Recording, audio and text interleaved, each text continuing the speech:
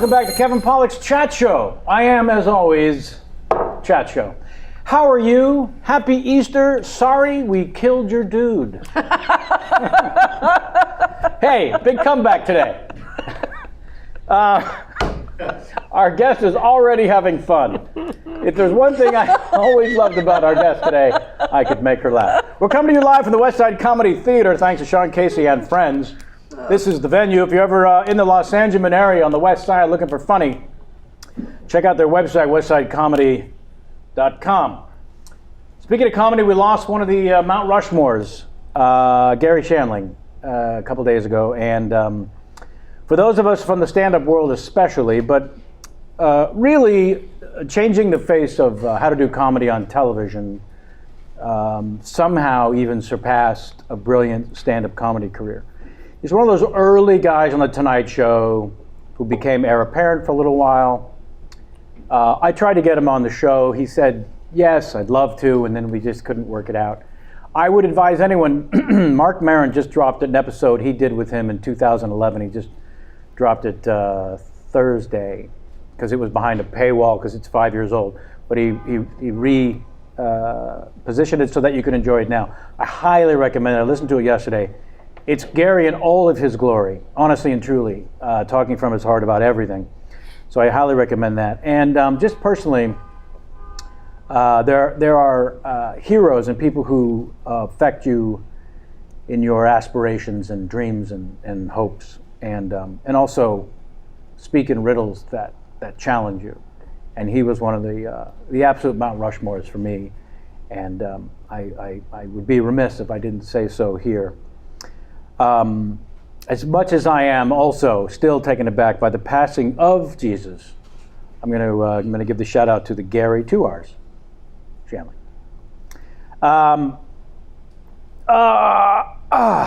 Upcoming guest, we've got the Greg Fitzsimmons. There's a funny son of a bitch. We're going to take next Sunday off and then come back on April 10th with Greg Fitzsimmons. Our 7th anniversary show is April 17th. Again, if you're in the Los Angeles area, live big venue, the Largo at the Coronet. Jeff Goldblum. Doesn't get much nuttier. Can't wait for that. He's going to play some piano as well. Colin Hay. Also going to play some guitar and chat. And then arguably the top touring stand-up of the day, Mr. Bill Burr, who will also do some stand-up along with some chatting. Big live show, Sunday, September 17th. If you're in I would get tickets now. I'm saying that. Do you watch us on the YouTube? Do you listen on the Earwolf? How do you do it? Jamie Foxx, over to you. Oh, how do I? Well, I don't listen to my own work. Oh, okay. So. Have you ever checked out any of these shows post? I can't even think about. No, I don't think I've ever listened to a Mad Men nothing. Yeah. No, I don't listen to anything I've ever done. Oh, your own podcast, Mad Men. How do you? Yeah. Or anything. Like I've guested on some other ones, but I've never listened to any of them. Not a big fan of your sound of your own voice. I don't know what my own voice sounds like, especially right now because I'm super stuffed up. But I don't know what my own. In my head, it's a lot deeper. This is really boring. I think everyone's first reaction to hearing their own voice is, that sounds nothing like me. Sam, what was yours? My God, it's like Orson Welles. Sure. Is inside my brain. That's what it sounded like. So a big fat magician. Sure. The last day of Orson Welles' life, Yeah. he recorded an episode of Merv Griffin. Ooh. Merv taped 2 shows a day. Orson was in the early show. I was in the late show.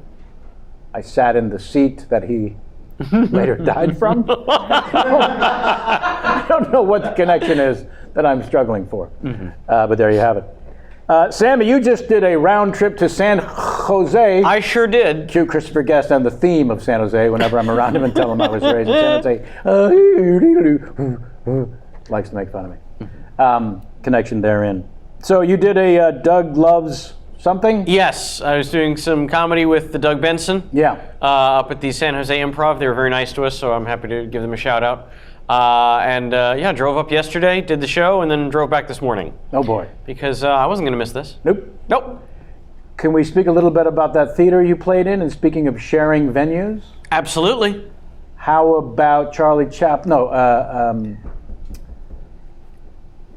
Mammy. Al Jolson. Al Jolson performed on that stage. You know who else? That was a vaudeville theater in the 20s. Do you know who else performed on that stage? Go to this camera right here. Yeah. How about that? Oh, did you? How about this handsome young man? Keep going. Who There's a performed at poster that on the stage? wall? That poster hangs prominently. Prominently. Well, technically, some would say one of my hometowns, having been raised there.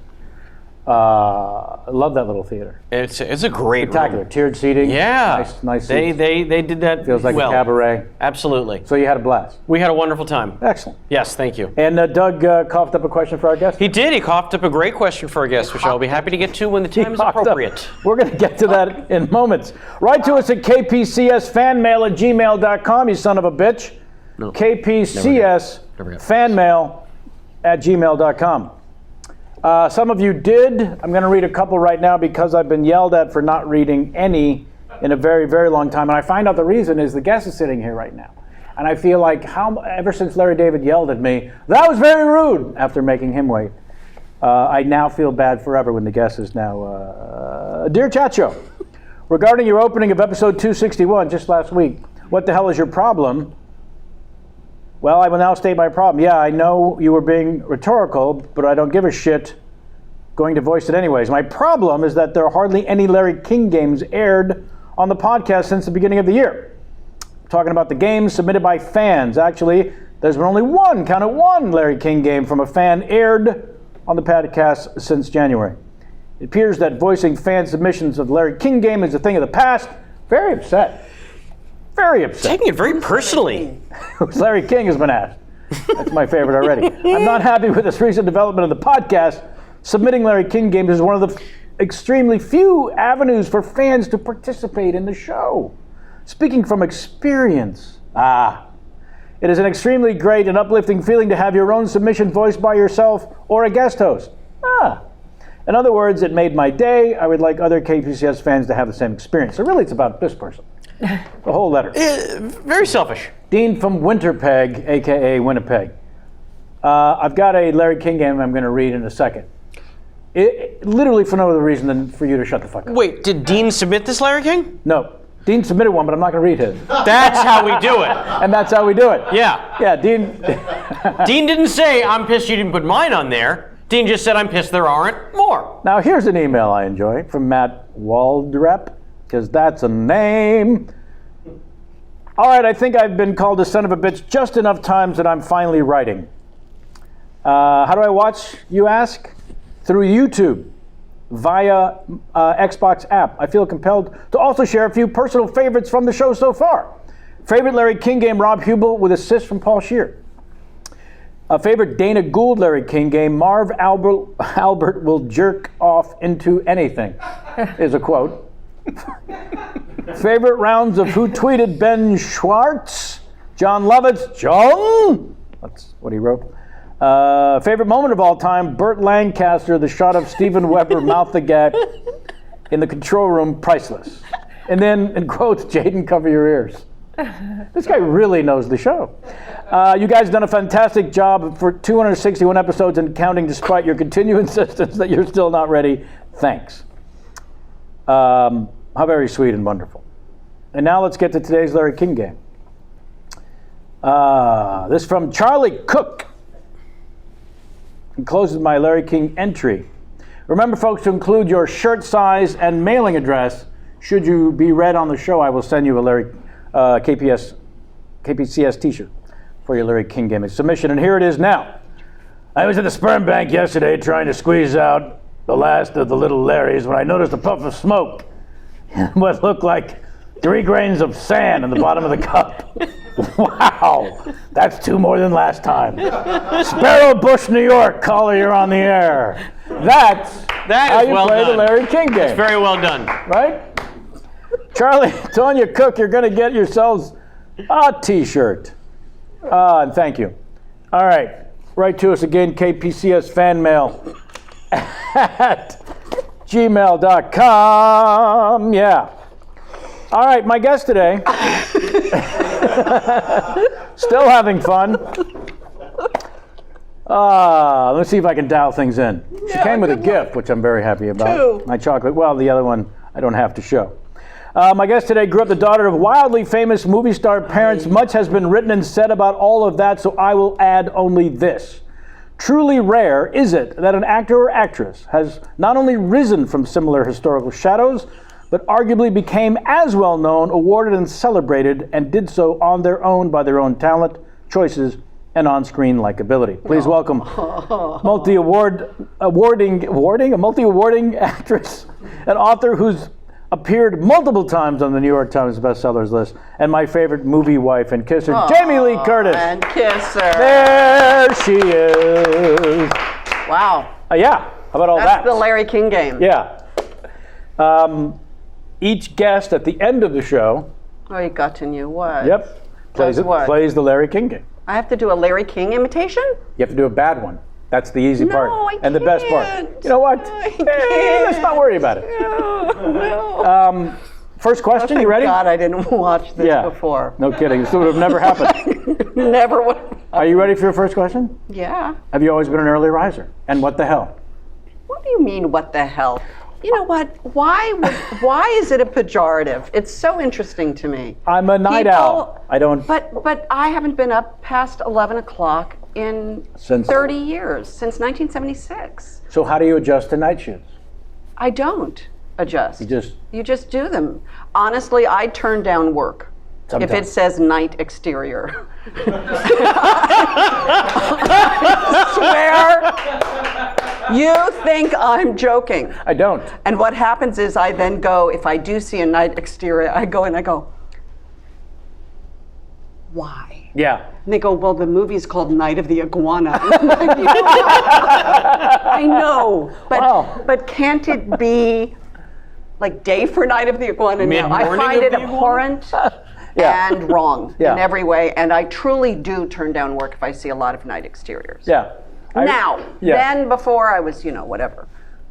But you've always There's a man walking risen around. early in your He's- in your no, eye no, line. it's all good. Dr. Kenny Chen. Don't walk in our guest silent. should No, know. no, it's not that. I just like that he looked at one point and went like this. Mm-hmm. I was like, He was checking the light. That's what he It's was all doing. good. Kenny's the It's all flogger out there. good. Sure. So, I do. I get up early but your whole life? all my life. Yeah. Since I was a child. Yeah, look. I'm actually some saying it admirably. No, you're not. Yeah, I wish You're- I could. It's full judgment. I wish. know exactly who you are. I wish I could. No, you wish you had it both ways. You wish you could get up early, but also stay up- up late having fun. Yes. Well, I don't know if watching TV is having fun, but Well. yes, I do like to stay up late. My memory of my childhood is falling asleep at dinner tables in restaurants. Seriously, early childhood memory. There was a great restaurant called the Luau in Beverly Hills. Sure. It was Polynesian. It was on Rodeo Drive, and you used to go and throw pennies. The penny I found here today. The would have Luau. thrown- at the Luau. And it was fake Polynesia, but it had water and it had, anyway, my parents used to go there a lot, and I remember falling asleep there. And there's something about being carried as a child from a restaurant where you hear that clinky, Yes. humming sound Yes. of people, and then you get put in the back seat of a car that's cold, Oh, that's a nice memory. and then you get carried and put in a bed. It's Sometimes my you childhood would. memory. Sometimes you would fake it just to get that treatment. No. What's the term we use for Jaden? Dead? Jane's come up a couple times. This is my niece, by the way, who now is 18. Crazy. And you carry her sleeping But from whenever she restaurant. Back in the but day. she would dead weight herself. 'cause Dead she weight. wouldn't It's dead have- weight. It's Yeah. beautiful. she There's dead weight herself. it's whatever. What about your children? Did they pull the dead weight? Did you carry No, them? they're both night people. when they were 6 and 7. They were night people. I've gone to bed earlier than my children for a very long time. Yeah, well, There's a point where I just stop. good night. But wake me up at 4:30. I am.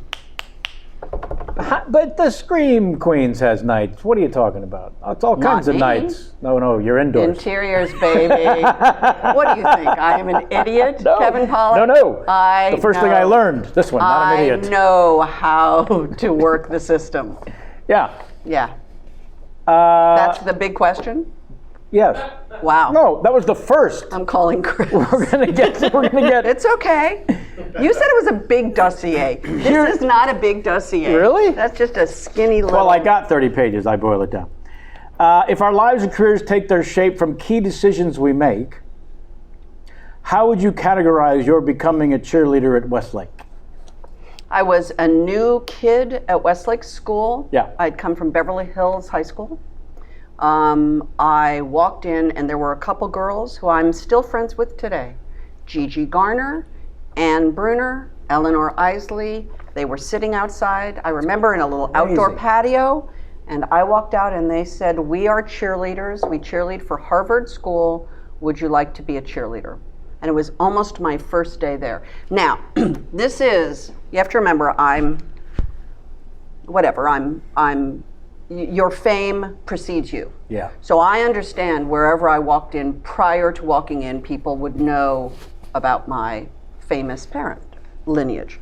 Right. And I remember showing up sophomore in high school, whatever that is, 14, 15, with my mother took me to Bullock's Wilshire at the time, which was a big department store, and got me the uniform for Westlake School, which was a gray skirt and a white shirt and saddle shoes. And all of it was new. And the saddle shoes were kind of a new version of saddle shoes. They had a little bit of a heel. Anyway, and I wore those clothes to school the first day. And I remember walking in, and right away I noticed that everybody personalized their uniform. That you can have a uniform, but everybody's going to personalize it. And I felt like the new girl walking in the brand new polyester white shirt. And this is who I am. I went into the Lost and Found, first day of school. And I found a skirt that was missing a button. I found a shirt that was a soft cotton shirt, but was probably missing 2 buttons, and a pair of real saddle shoes that had ink. Somebody had inked them. And I switched out all my new clothes for those clothes and brought those home. Because I didn't want to be that person. I wanted to fit in. I wanted to be. So the fact that I met these girls and they wanted me to go do something was, fantastic. Yeah, yeah. Because how else would I have distinguished myself in high school at all? I became a cheerleader. Yeah. You wanted to fit in. Oh, I've only wanted to fit in. Yeah. Oh, and by the way, it's all anybody wants. I think it's human. I'm sober 17 years. The thing that connects to me more than anything is the fact that it's other people who relate to you. Yeah. Like that's all we care about, is somebody relates to you. And so for me, that was helpful. I'm a huge fan of people who think like I do. Well, I will tell you, that's a whole other story. I mean- I was raised in a house where you had to think like the people that you lived with. Ah. There's a E.L. Doctorow quote about, conformity, about when things go unexamined for a long enough time, certain things happen. They become very, very powerful. They create conformity. They intimidate. And there's something about this calcified idea of things, and that once you're raised in it and you then, that's the idea, and you can't break out of that, what happens to that idea, instead of it being alive, it becomes calcified and very intimidating. Yeah. And that was how I was raised. So that idea for me was threatening. Yeah. And fitting in elsewhere. Yeah, it's so human, so unbelievably human. My girlfriend, Allison Robbins, who's a playwright, wrote a play about 2 best friends, and they have an argument. And one of them says to the other one, you know what your problem with me is? That when you look at me, you don't see you. And that idea of, even with lefty liberals, like again, I may be a left liberal, and yet there's something about, you can't possibly have a conversation about abortion. You can't, the death penalty. What happens is these same ideas, left or right, get calcified. Right. And you can't penetrate it. Right. So it's not an idea.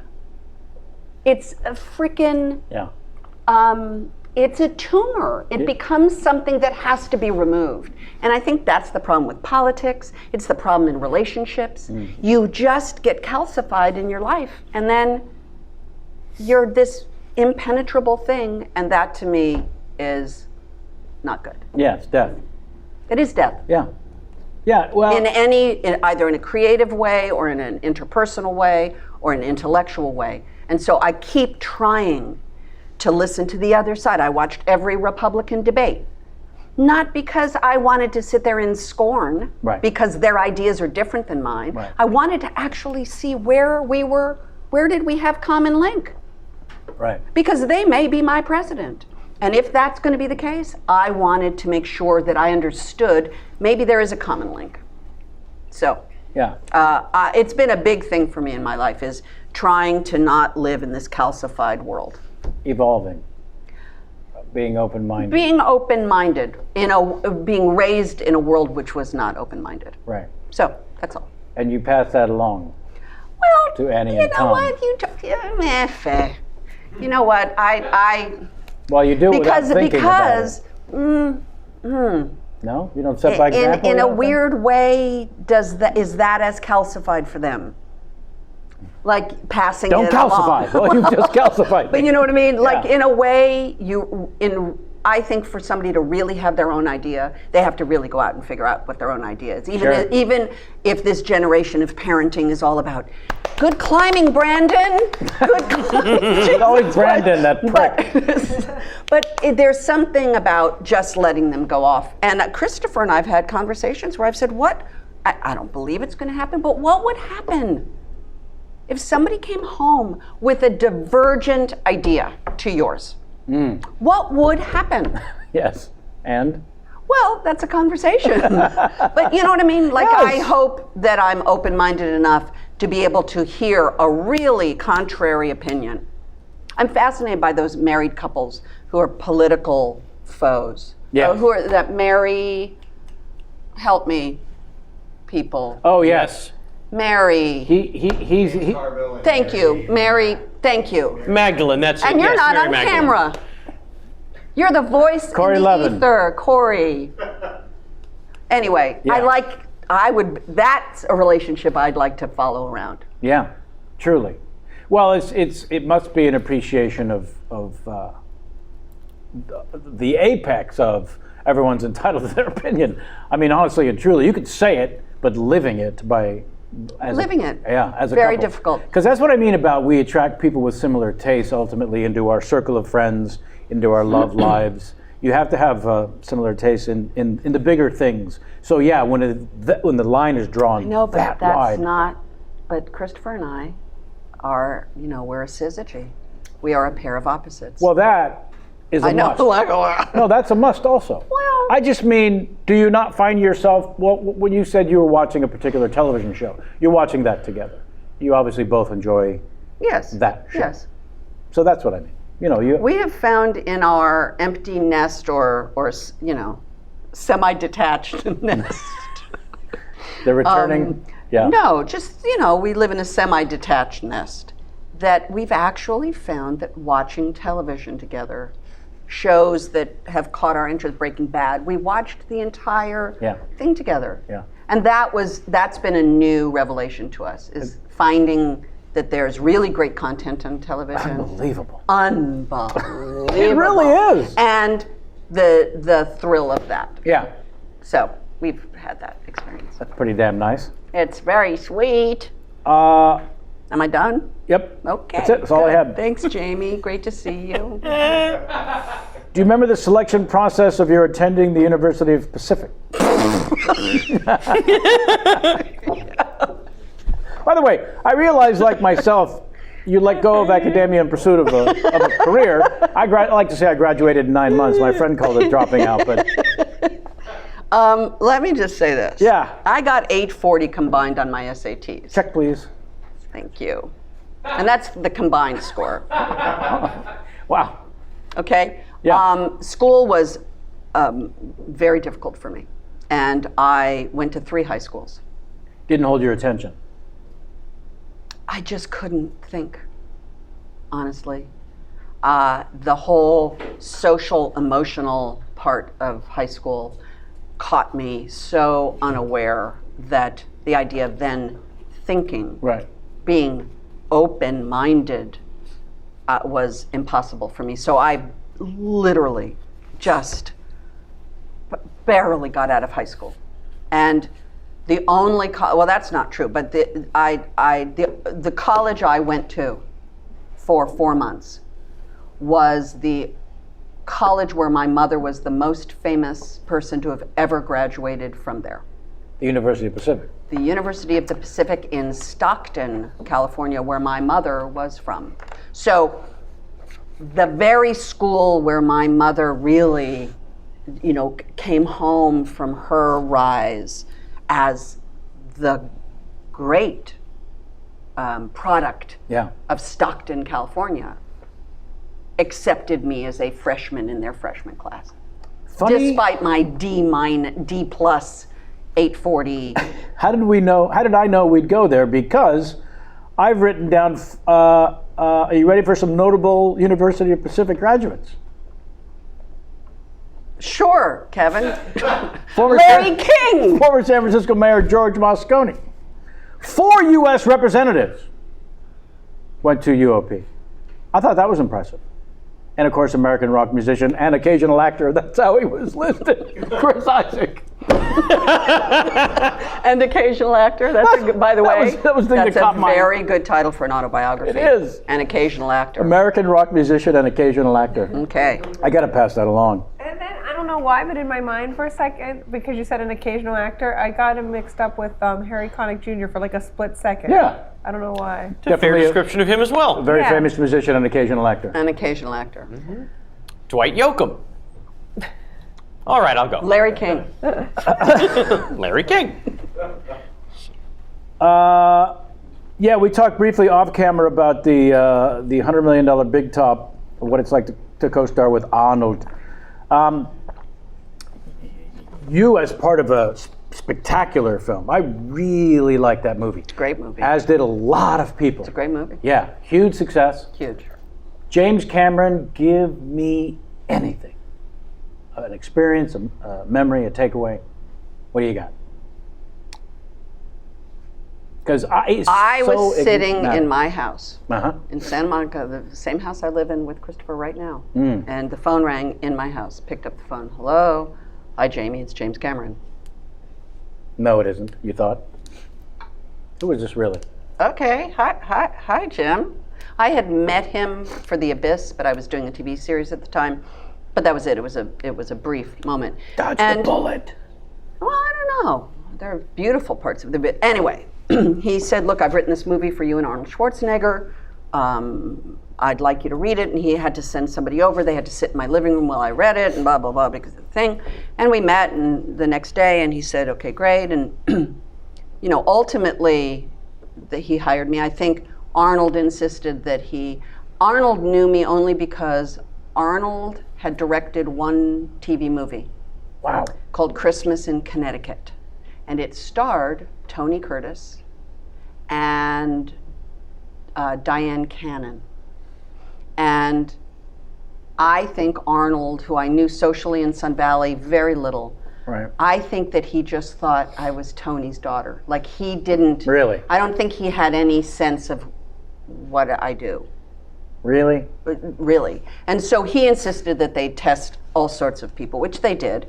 And then Jim came back ultimately at the end and said, no, she's going to do the part. So I felt from the beginning that Jim, had given me this amazing opportunity. And it was, as you said, a great movie, a very interesting experience. The thing that really shined for me, which it actually told me as much about Jim as it did about Arnold. At the end of the movie, we finished in April. The movie came out in July. And, in May, end of May, I got a call from Jim with Arnold on the phone. And he said, "Hey, Jamie, it's Jim." Hi. He said, "Look, I've seen the movie. It's fabulous. And it's very clear that this is a movie about a marriage." I mean, I always knew it was, but it's really, the marriage is the story. And he said, "So it's a movie about a marriage, a husband and a wife. And I think that you should have your name above the title so that it's you and Arnold in." And he said, "And that's not your contract. Your contract is Arnold in starring me." And he said, and I asked Arnold, and he agreed. And at that moment, they gave me, we've been in movies, your agents work very hard to get you credits that Huge negotiating and point. It was a gift. And I just thought it said everything about who they were, that they understood that I had somewhat earned it. It's ginormous. That I was not something I asked for, and that it was a gift. Yeah. And it just said everything to me about who they are as people and who they are as creative partners, and I had a wonderful experience.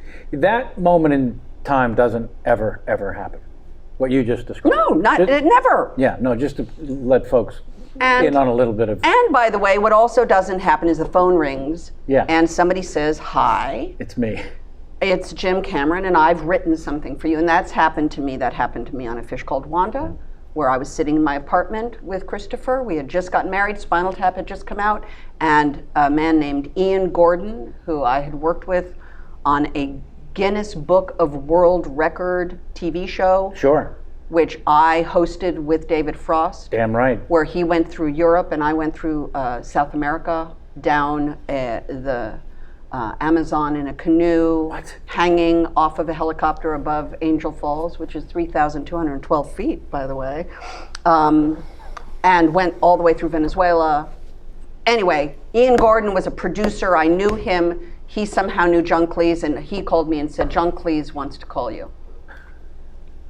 Okay, hello, it's John He's Cleese, a blah, blah, horrible blah. phone call. I've written a movie Yeah. for you, Kevin Kline, Michael Palin, and myself. I would like to have lunch with you to discuss it. Okay, Yeah. because that's how that happened. I mean, and the only other time was Ryan Murphy calling me for Scream Queen. So I can't tell. I have tried to get jobs. I have screen tested for movies. Yeah. It's been me and Deborah Winger many, many, many times, and Deborah Winger got it every fucking time. Right. It's what happened. I auditioned. I'm probably a terrible auditioner.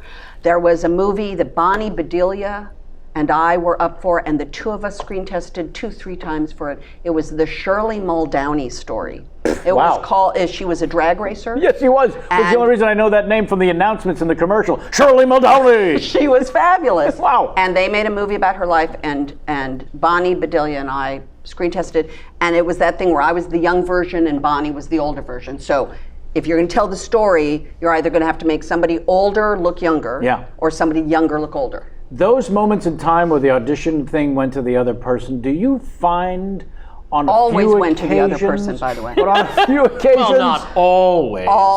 So many. but have there been a few occasions where when that happened and went the other way, something else came your way within? Oh, Isn't that? absolutely. Yeah. And you can say that to every actor who loses a part, like it's meant to be.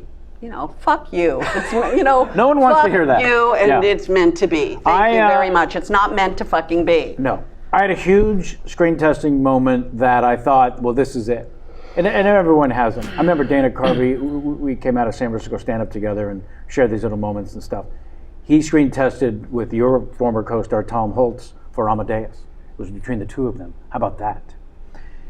So if you read Honeymoon in Vegas, the same guy who wrote The In-Laws, it read like an Albert Brooks kind of character, the lead, very nebbishy Jew. So the two people who screen tested were me and Nicolas Cage. Now you look at the movie and you go, Kevin, you're not, come on, you can't. You're not even, why would you even? But if you read the script, it made more sense. And Andrew Bergman, the writer-director, said, this is you, this is you, this is you. The studio said, yeah, no, we got Nick Cage. Why do we want to, with this picture? 2 weeks later, Rob Reiner calls and says, I'm doing this movie, A Few Good Men. Same time. One makes $1.40, memorable to a generation, Honeymoon in Vegas. But I was on a TV series called Operation Petticoat. correct, continue. It was a movie. It was a TV series based on a movie that my father had starred in. Yeah. And I was a contract player at Universal for 7 years. Under a 7-year contract, I didn't stay 7 years. And I did Emergency, I did Quincy, I did Columbo, which went on The Tonight Show, The Clip. So a friend of mine said to me, hey, I saw you on The Tonight Show. What? Yeah. He said, yeah. Peter Falk went on The Tonight Show and brought that clip, because of course the clip had nothing to do with the plot, which is what those shows are all about. Right. And it was this disgruntled waitress bitching at him for bringing in a donut to the restaurant, and basically like, you can't do that. Literally, it's like pissed off waitress. It's sort of like, well, you can't do that. You can't eat that in here. Nice. And he goes, oh, I'm sorry. You know, he does that whole like, Does he? oh, I'm with the thing, and he hands me the donut, and then I leave, and then there's a scene about the plot. Sure. And then I come back, oh, sorry. You know, maybe he's got the, I'll have a donut. I'll have a donut. And then I glare at him. Sure. And so I did that. I did all these things, and then I did a TV movie called Operation Petticoat, which was just a TV movie. They were remaking the movie. It's a TV movie. John Aston was the director. I was cast. I was a contract player, so they wanted to cast contract players. I was cast in the part opposite the part that my father played in the movie. Of course, they were going to get a little zhuzh out of that. And in the middle of making that movie, we got a call that ABC had turned it into a pilot. Basically, it made it a series. Backdoor pilot. Backdoor pilot. Listen to you throwing down show business on your podcast. Backdoor pilot. People you. watching this podcast don't understand what a backdoor pilot They is. might Kevin now Pollak. that you've made a thing. That is a backdoor pilot. That's right. And all of a sudden now, I'm a series regular on an ABC half-hour single camera, 13 What? actors. The premise is Navy submarine, pink, Sure. 5 Army nurses I remember get the movie. stuck on the Navy, and so Uh-oh. all No. hell breaks out. I mean, So, back in but- that day, women were not allowed on submarines. and we're all in our little Navy whack outfits, and now we have to be taking your sailor suit and kind of making it fit me, you know, anyway. Silly remake of the movie, which for 2 hours makes sense. Sure. 5 Army nurses are stranded.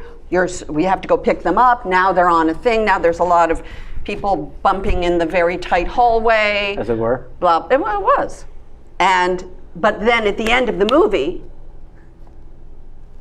you hit land, they get off. That's right. Boom! Get out of the submarine. Happy story, See ya. love happening, life is good. Yeah. Week after week. Week after week. What's happening? Why are they still Yeah. on the submarine? Hey, we're back in the sub. We're never leaving the sub. Why? And so what happened is they had Wasn't there a 5 drama that came they on had recently? 5 actresses, 5 Army nurses. Yeah. So by the end of my tenure at the show, basically every scene with the captain was, Captain, when are we getting off the ship? It was like we would just break up the line, because what else are we saying? So Oh my God. I'm a contract player. I'm now a series regular. I am making Bank. $835 a week, which was network minimum. Because before I was earning $230 a week as a contract player. So I am swimming in money. You're lighting cigars with dollar I bills. am like, I'm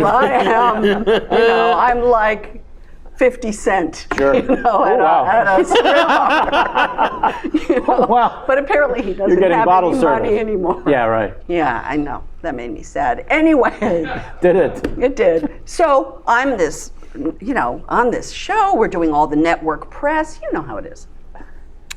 And then Monique James, who was the woman who ran the contract system, she was the woman in charge of the stable of actors that they had on staff. The last of which, by the way. I was one of the last to Yeah. rip up their contract. Monique James takes me out to lunch and over lunch says to me, "You've been let go." I'm 19 years old. She said, "They're recasting the whole show." The Petticoat Okay. Junction show? Operation Petticoat. So, understand, Yeah. ABC, they were a big deal at the time. They are saying that the premise of the 5 Army nurses on the sub every Fine. week It's fine. is not the problem. The problem, Or the actresses. and John Aston, who they fired.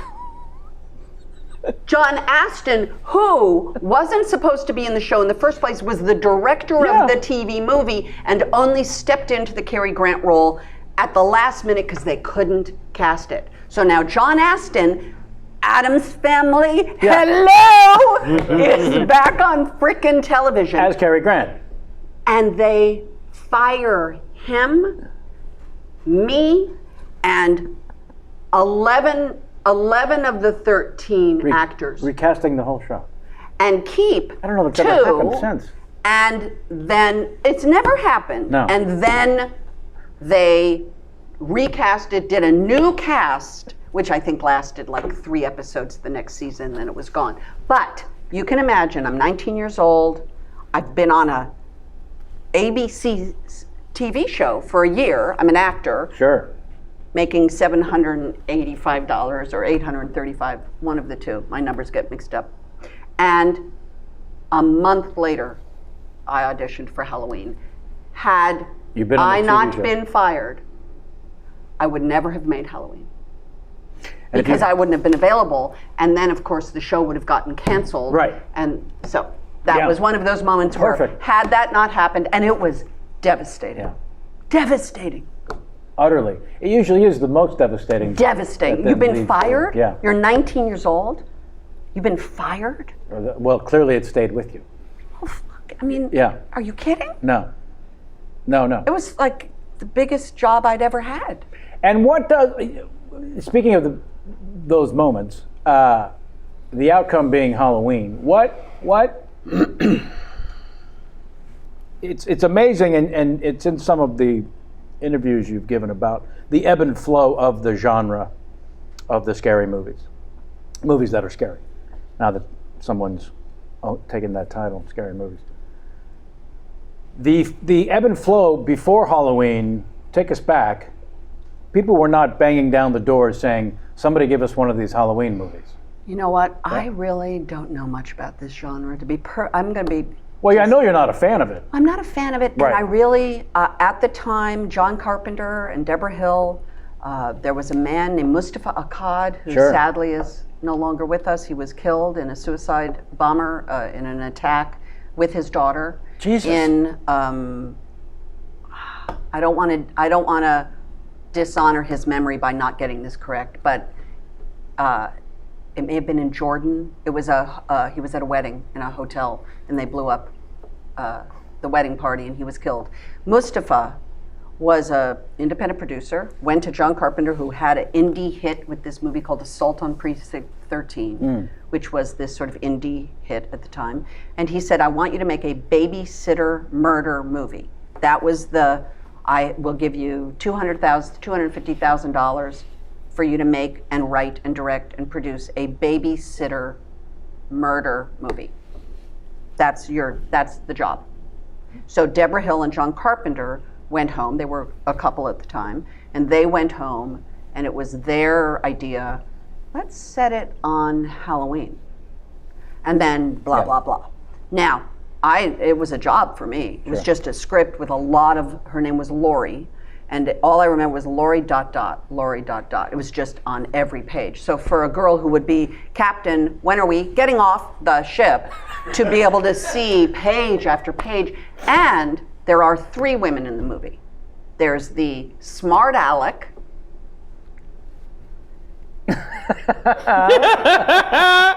Weird. The cheerleader, the slutty cheerleader. Sure.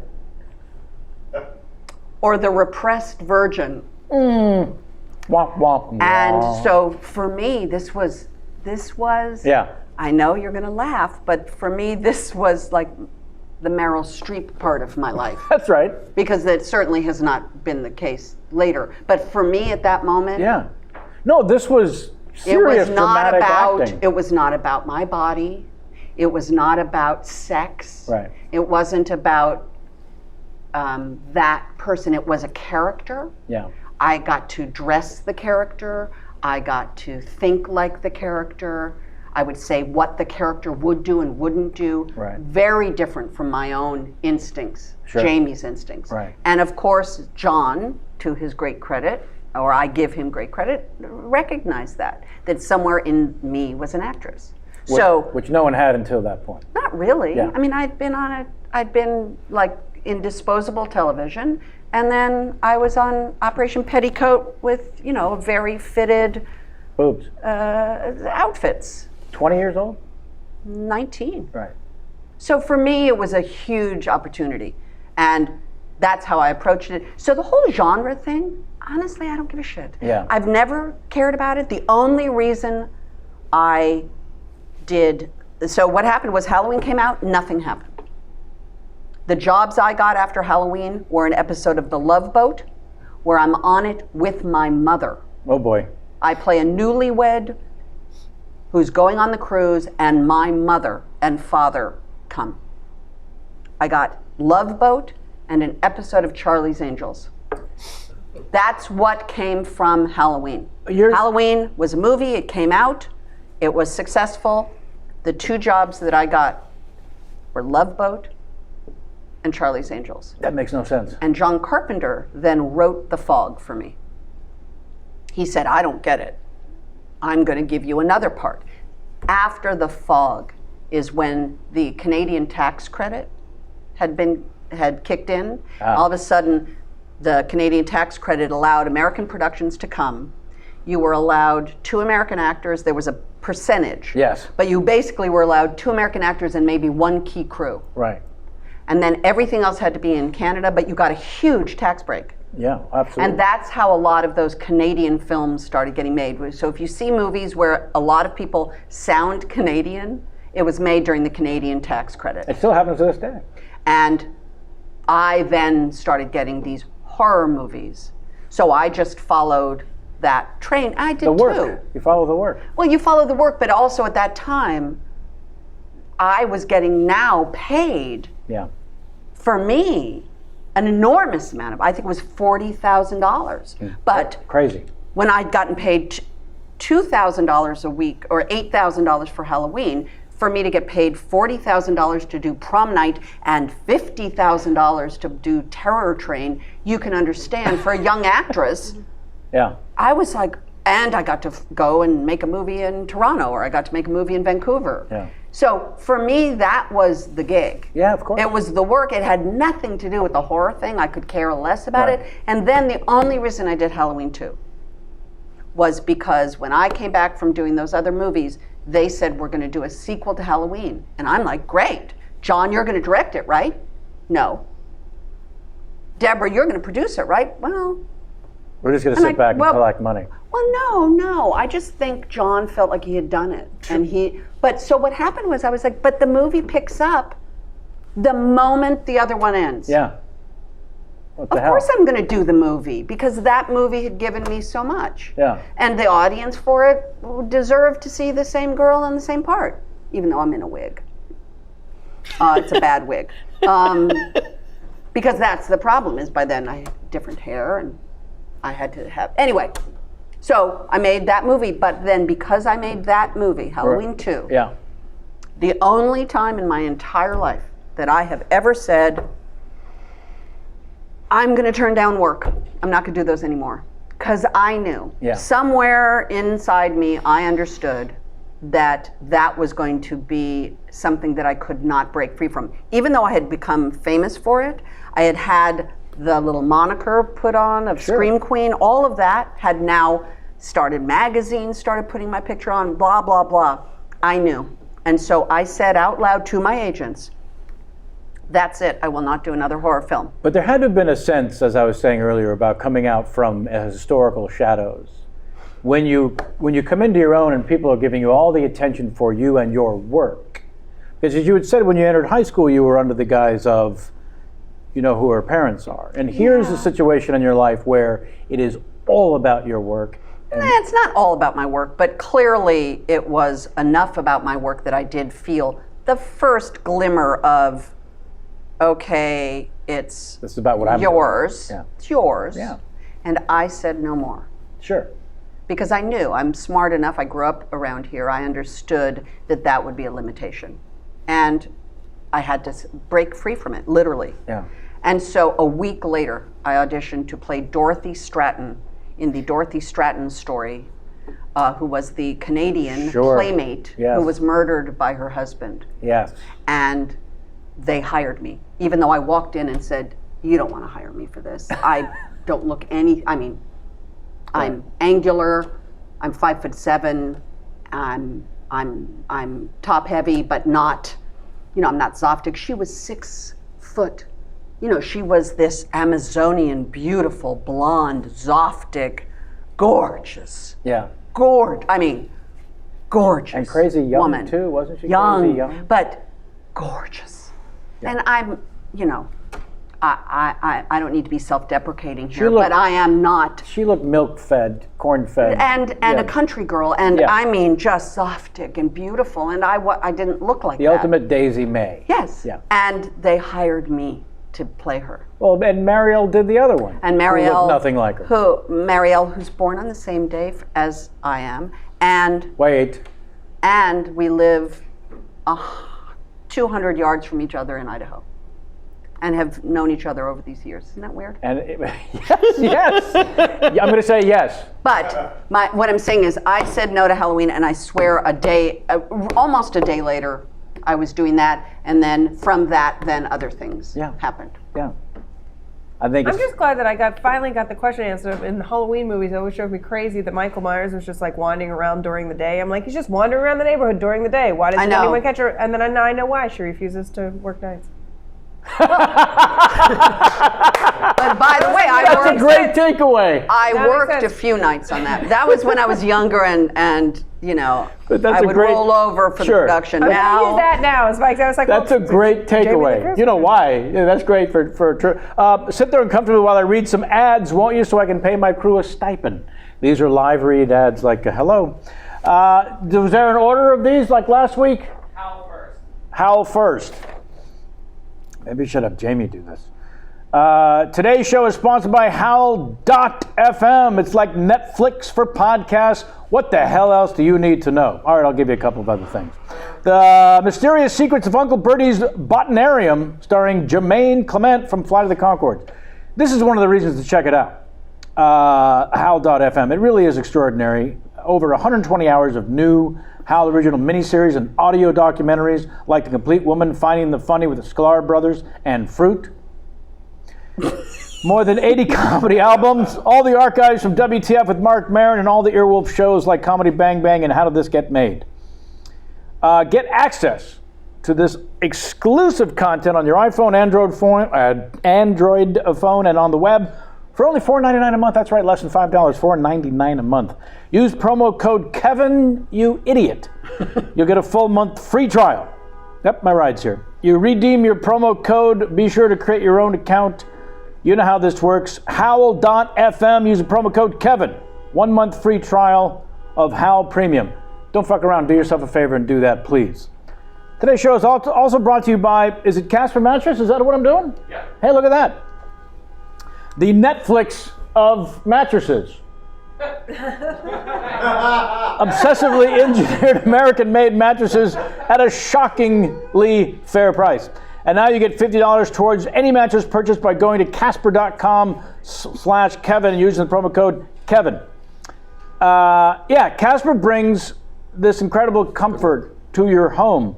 What I love about this thing, you go to the stores when you're shopping for a mattress and you lie in this one, you lie in that one. Honestly, for a couple of minutes, you have no idea, oh, this one feels good, but you don't know what it's going to be like. These freaks give you a 100-day trial. That's insane. Return policy, 100 days, risk-free. They deliver it to you. Stain-free. You get. Well, if it's stained, they'll still take it. Good point. 100 days, and if you're not happy, they'll pick it up. They'll bring it to you. You try it out. Do whatever you want on it. They'll take it back. I say get a new one every 100 days, but that's just me.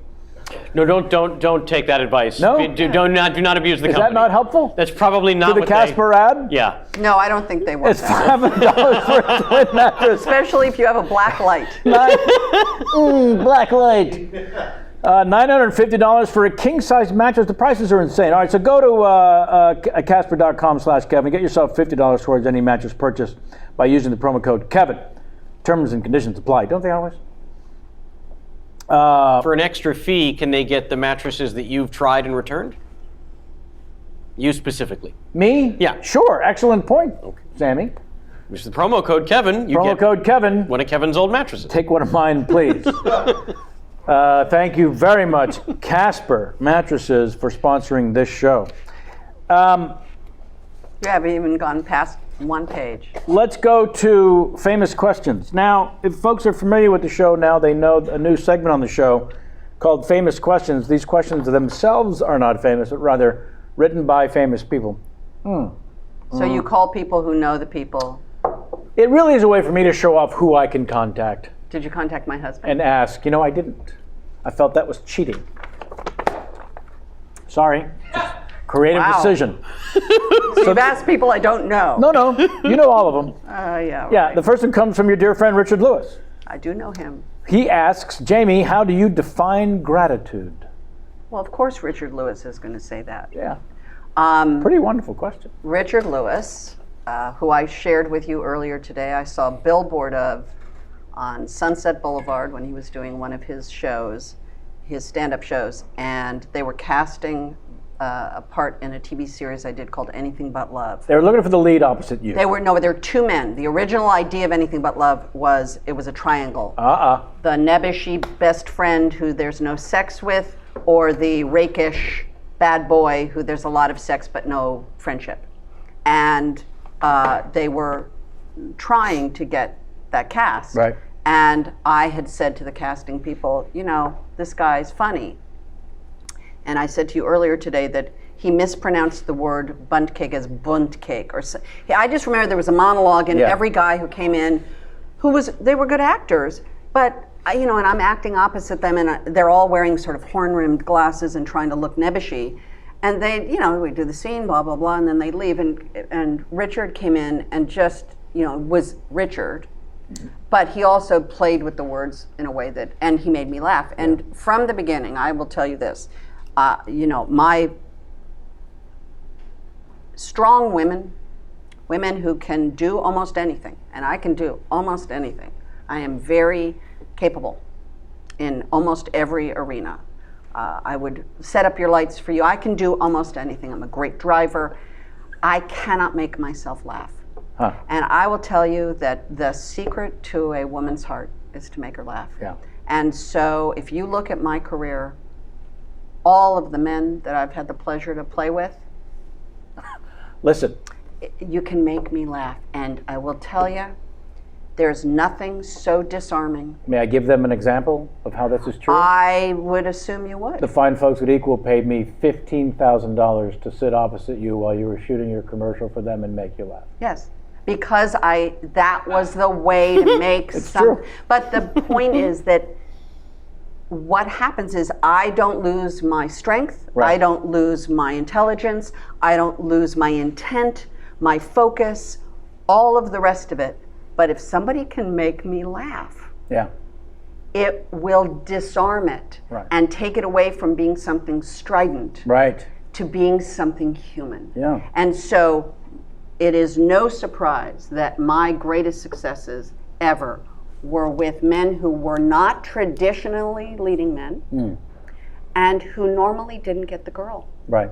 And so Arnold, Dan Aykroyd, Yeah. Richard Lewis, yourself, it is what makes it good, because if you can make me laugh, I'm still going to be me. I'm still going to do everything I do, but it will totally disarm me. And as you know, did disarm me and continues to disarm me. Humor. And I married, arguably the funniest guy ever born. Yes. And, you can't ever get mad. Yeah. Really. Because he'll look at the tip of my nose or something. I mean, it can be very small with him. It's the small that puts you. He will throw me to the ground. Yeah. And, how do you stay really mad at someone when they're going to make you laugh? Yeah. And that's Did how I you answer your define question? gratitude? Oh, sorry. So I went to Richard Lewis. Which anyway, is appreciated. I'm sober 17 years, and the reason I'm sober is Richard Lewis. And so everything good in my life is because I'm sober. And every relationship that I care about in my life is because I'm sober. And I am grateful beyond any podcasty words that I could say to him and to the people before him. and he changed my life forever. And I am grateful to Richard Lewis. That is your answer, Richard, and perfection therein. This one comes from Jake Johnson, New Girl. Really? Kevin, what? He was in New Girl? Really? Well, you gave a look like. I was, well, there's a reason. Okay. What do you think of the alt jokes in a single camera sitcom and the shooting schedule? Yeah. This is why I've been on New Girl recently. You know, you have to be, I am a very specific talent. I'll say. Aw, Kev. But I know what I finally figured it out. Right. And the less amount of thinking I do is a part of what helps. In that show, but I also like to be prepared. And if you write something funny, I will learn it and I will deliver it for you to the degree that I can. And that is how I work. Yeah. And that show is driven on whatever they write is not going to be in the show. Right. And that what happens is you finish your scene. So we've just done a scene, we've played with each other, blah, blah, blah, whatever. Scene's over. And then they're going to pop in for some close-ups. Basically what happens is a guy, may I have a piece of paper, Kevin? Literally the guy stands off camera and goes, okay, now say, please share anything from your experience. Okay, now say you were quoted quite recently as saying. Okay, now say, do you remember who the first, it's. Yeah. You feel like you're a pawn. Yeah. Like, and I. Just repeat these words. Hate it. Yeah. I cannot tell you how much I hate it. Yeah. And they haven't had me back again. I think because somehow I don't work well in the way they work. Yeah. And that doesn't work for me. That does not work for me. I've heard others say it. Judd Apatow's movies now, apparently, it's beat the joke, beat the joke, beat the joke. And I've heard certain actors say, I can't work this way. I get what you're going for. But yeah, it's the same. It's a similar thing. The London Underground is not a political movement. Aristotle was not Belgian. You know, these are lines. They're written. And if you give me them in a certain order and you set up a scene, you'll understand the timing and the delivery. I will be able to deliver them for you. Yeah. But to just throw out stuff that is just random, if John Cleese had been standing off camera, go, okay, now do. Yeah, it takes everything away from your instincts and. Well, just you're a freaking robot. Anyone can do this. Hate it. Hate it, hate it. And it also makes me feel like they don't have the confidence in their own writing. Yeah. And that's a judgment. They obviously the show's great, and there are certain people, of course there are people who do great improv, and who's Riddle? Rob Riggle. Oh my God. Rob Riggle. Yeah. Masterful. I did that show, and he played some cousin of one of the guys, and you know, my big problem. Yes. I have a big problem, is that I laugh. I laugh really easily. Yeah. Well, really, if it's funny. Well, but it is really funny when you're around really funny people. Yeah. And I got to tell you something. It's Kevin Kline is a great actor, and I don't think he likes me very much because I ruined a lot of great two shots because he would do something funny and I would laugh. And that guy Riddle, Tim Allen. On that Christmas movie we did together, I would have to bury my head in pillows and like barely hear his line to be able to give him the off line because of what he would do. I would laugh. I couldn't. It's torturous. It's ridiculous. Yeah, I have to stare at your husband's forehead when he's out. Well, I couldn't. When I'm in the scene with him, I can't look in his eyes. I couldn't look anywhere near him. I couldn't be in a movie with him. But my problem is I laugh really easily. Yeah. And why did I tell you that? Oh, that's good. No, but why did I tell you that? I told you that. That guy. Rob Riggle. Oh my God, I was in a scene with him, but then he riffed off. I had stuff in my mouth. I couldn't, because he's, when fast. people are fast. And Richard Lewis is fast. Yeah. Speaking of fast, this from Drew Carey. He's a sweet man. What core beliefs or habits that you have now do you wish you had when you were younger? he offers up, for me, I wish I'd come across the 4 agreements a lot sooner. And I wish I'd learned to meditate when I was younger instead of just lately. He's a very sweet man. Love him. Core beliefs. Okay, by the way, another guy. Crazy funny. Who is not normally going to get the girl. The booby girl. Sure. And there I was with him on the show. Also very successfully. Yeah. We had a really great experience together. Hey, get your own show. What beliefs are core beliefs or habits? Question. Okay. There's a great phrase in recovery that says compare and despair. And I got to tell you, I am the comparer. I will compare myself to other people and be in despair every second. And it has taken me a very, very long time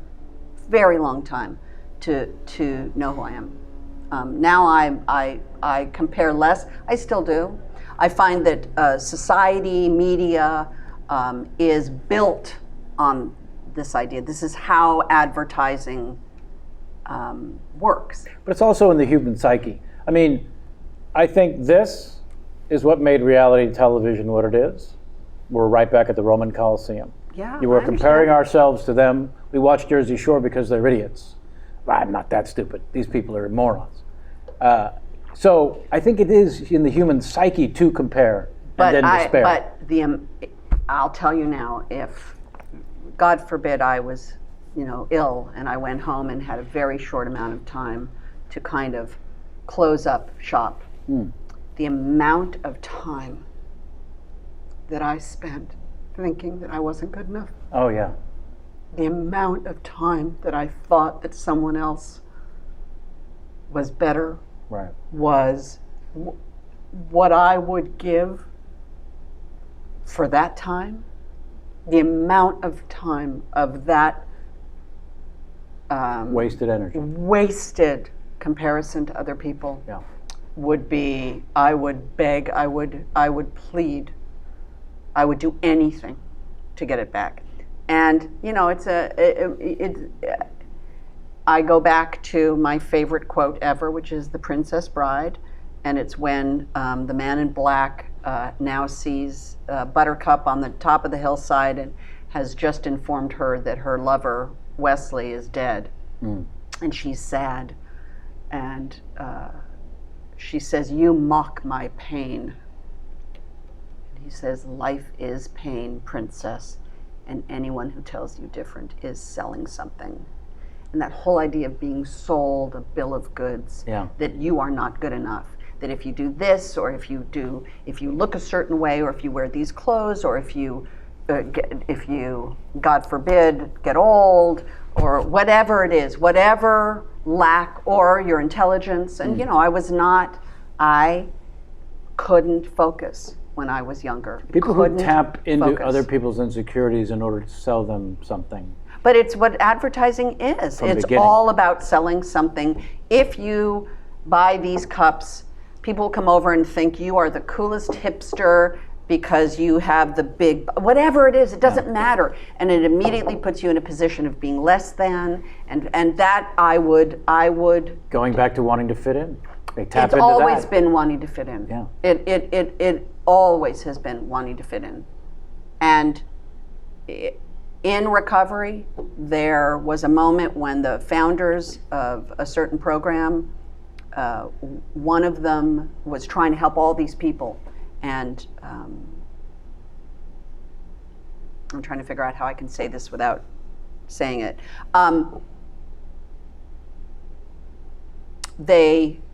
The two founding members of a certain program went to a hospital where there was an alcoholic, and that man's wife was in the room with him the next day when they went back, these two men. And the man in the bed looked to his wife and said, "Honey, these are the guys I was telling you about. They're the ones who understand." And that's all I've ever wanted to be, is understood and accepted and appreciated for, you know, what it is. And I look at, we're actors, like we're constantly looking for other people to tell us we're good at something. And I'm less interested in that anymore. Yeah. I don't need to do that much more. That would be the lesson to teach the younger you. Yeah, but you know what? There is no younger me. No. Last question from Ricky Gervais, your pal Ricky. I'm reading his wife's book right now. She was so fantastic. Jane Fallon. Jane. Fantastic writer. Yeah, the last time really great I writer. saw her, the book was about to come out. And yeah, she was very she's excited. a great writer. Yeah. Is it true that you saw The Office and told Chris to call me? I heard this was true, but have never asked you. And then he wrote to me, is that too much about me and Chris? You know, I can't tell you the answer to that. Well, you could. No, I'm saying that Sounds familiar? You know what? Yes. That did happen. Yeah. Yes. Not, as you know, this isn't, we were saying before that if there are any young actors who I work with and you want to work with Chris, don't have me be the person to go to him with your name, because he will just out of hand like go, and then move on for some reason. So I mean, look, it'd be, as we said, it's like having your spouse say, oh, honey, I worked with someone and I liked them. Yeah, it's kiss of death. I think I did say to him, why don't you?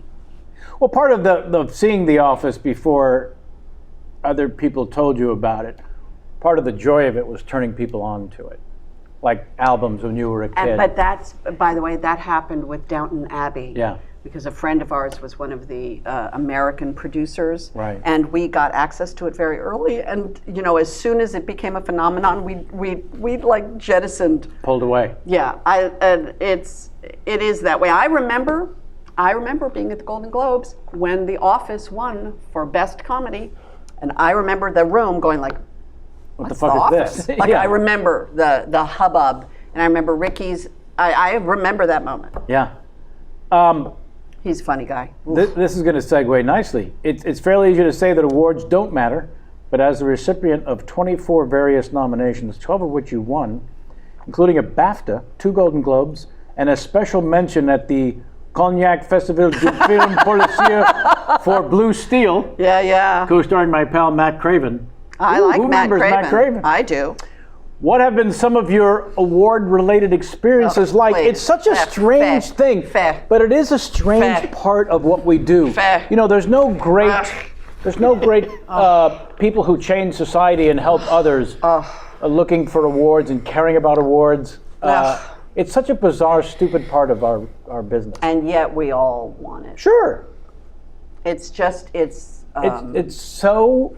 By the way, is that part of the era you were talking about, the new generation of, as you were saying, of kids? Isn't Brandon terrific at... No, because all that's happened is that those things have just become moneymakers.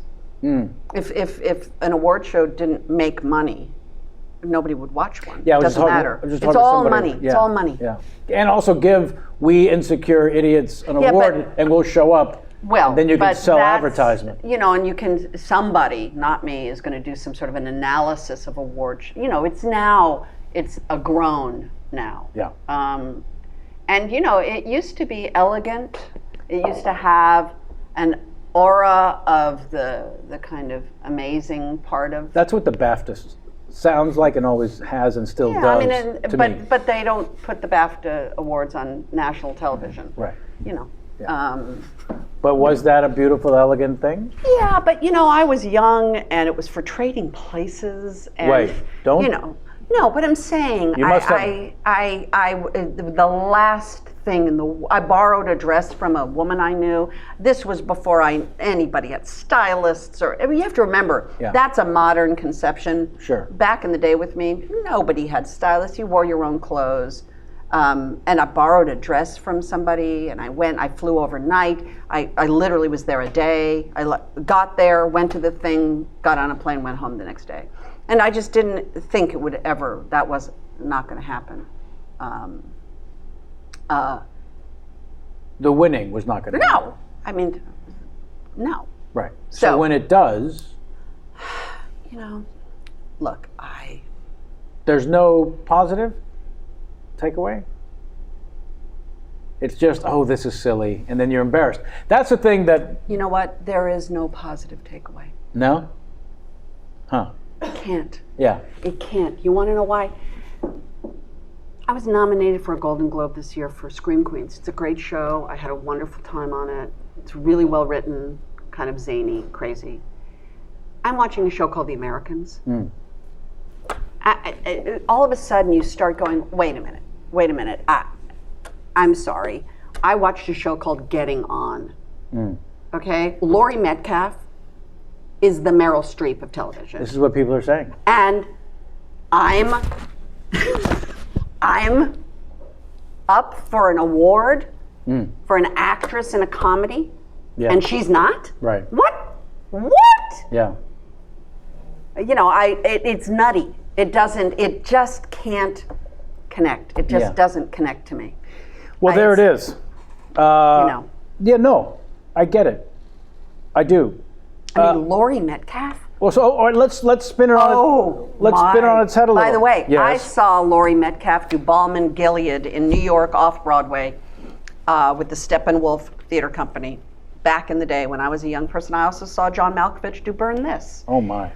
Those are a couple of those performances that you see that people will be saying, I saw Lin-Manuel do Hamilton in 10 years. When people say, oh yeah. Courtney B. Vance as Johnny Cochran. I saw him in Fences, and it's still the greatest performance I will ever see. Okay, so there are moments like that, and then there are people like that. And look, I've been an actress in horror films. I've done commercials for yogurt that makes you poop. I did commercials with O.J. Simpson. I have done television shows. I did the Guinness Book of World Records. I've done sitcoms. I've done a couple serious TV movies. I've had a very interesting period of time. Meryl Streep. Every time I think I don't want to do this anymore, I'm discouraged. I think I'm never going to be able to basically, demonstrate the person you think you can be or the kind of work you think you can do or whatever it is. Look, it's the wackiest job. People, you are basically unemployed your whole life. The word freelance. Yeah. When you say, oh yeah, I'm a freelance salesman. No, you're fucking unemployed. Yeah. You have no job. Right. No one is paying you. Yeah. Fill out a form where they're asking, where are you currently employed? Well. Self-employed. Bullshit. Yes. No job. Yeah. And, you are your own believer. Yeah. Like, I don't care if you're lucky, if you have a great agent or a good team around you, your parents or whatever, and they say we believe in you. You're your own freaking thing. No one's going to care more about your You're own your career. thing. Yeah. It's you. Yeah. It's you. Yeah. It's you interpreting like some version of you. And it's Meryl Streep who I went to every single time. Because I do the thing of, okay, I've had hard days at work. I've had emotional days at work. So Meryl Streep was on location in Poland. My guess is her young family was with her because she's a mom. Sure. So the day she's doing the scene in Sophie's Choice, is she home with the Captain Crunch? Like, honey, do you want Captain Crunch? Who wanted Lucky Charms? Okay, all right, mommy's got to go. I love you. And then she go Yeah. She was always the person for me. And whenever I would get down on myself and be like, oh, what are you doing this for? Get out. Every time I'd go to a Meryl Streep movie and I'd watch her and I'd go, oh, wow. Wow, okay, I'll keep doing it. And she's a mother of 3. Oh, and she's, and a wife, and a sister, and like a friend, and all the things that we all are. Yeah.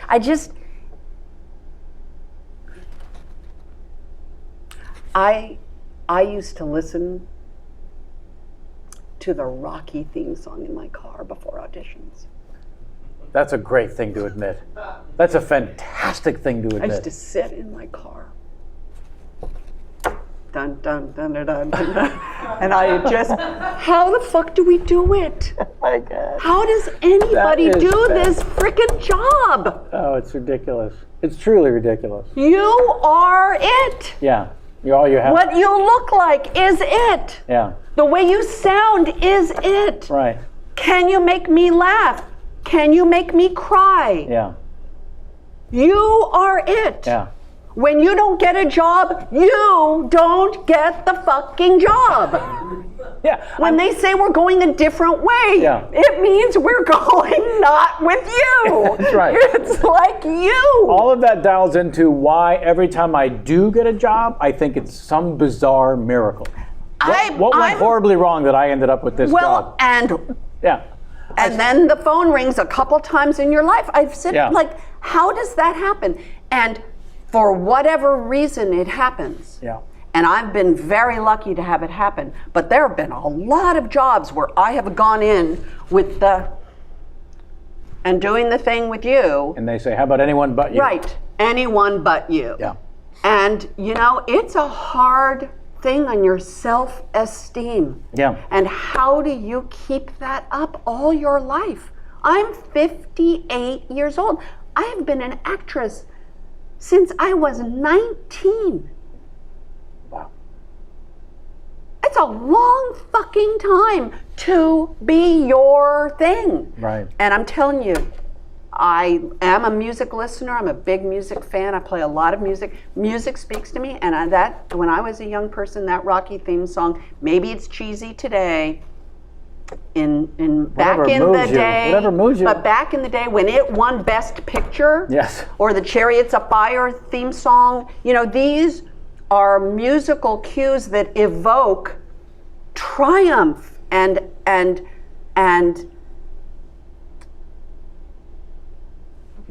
success. Yeah.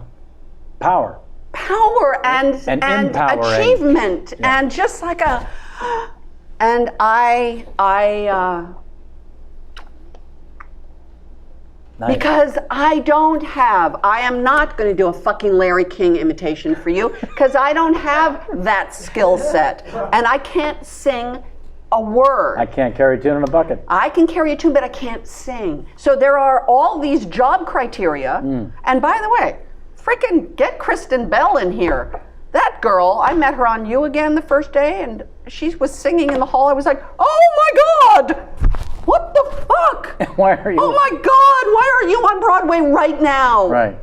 What are you doing in a Disney comedy? Come on. Like, well, Leah the phone Michelle. rang. I mean, I phone understand rang. the phone ring, but what I'm saying is there are people who can do all sorts of things. If I could sing, I would be here at the comedy theater, and I would say to the guy who runs it, I'll tell you what, can I open for every comedian? I'll come in and do 10 minutes. Yeah. I'm just going to sing and I'm just going to sing, get the room quiet. They can all be clinking their drinks, and then I'll get them quiet, but with my singing. But I'm going to sing for 10. I would sing I would have a hat on the street if I could sing. Right. I'm an actor and an untrained one. So I require somebody to give me my lines and put me in some freaking clothes to pretend to be Uncle Bertie. Yes. And then I'll be Uncle Bertie. Sure. But without those things that you can actually, like, you can play cards. I can't play cards. I can't, like, I don't have, I am it. This is it. Yeah. And it's hard to keep your, it's okay, you're going to be, like, it's really hard. And I'm not saying it's as hard as people's jobs out in the universe, because those jobs are way harder, but you are not the commodity, God bless you, that you are selling. That's right. And I got to tell you, most jobs don't insist you be rejected 70% of the time. Most jobs don't insist that. And the rejection,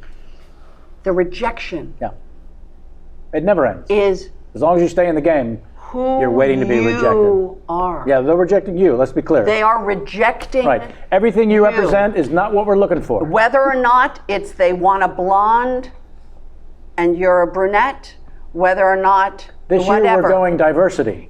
Whatever it is. Yeah.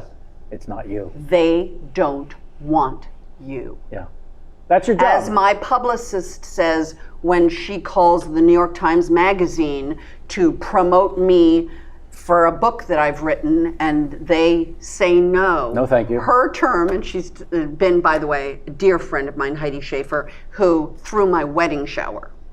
Okay, and Heidi and I went on a publicity tour for Trading Places when I did Trading Places, and they sent me around the world. Heidi went with me. She was a junior publicist, and all my friends were in college. So I was like, well, do you want to go? And she went. And we met Bud Cort on the flight to London, and Bud Cort was the stripper at my wedding shower. Of course he was. Bud Cort at my friend Debbie's place in Century City, nice ladies' luncheon for my wedding shower.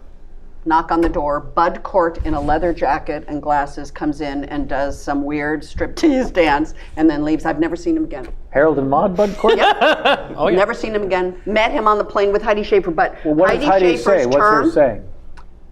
I'm not feeling the love. I'm just That's not feeling the her love. way Yeah.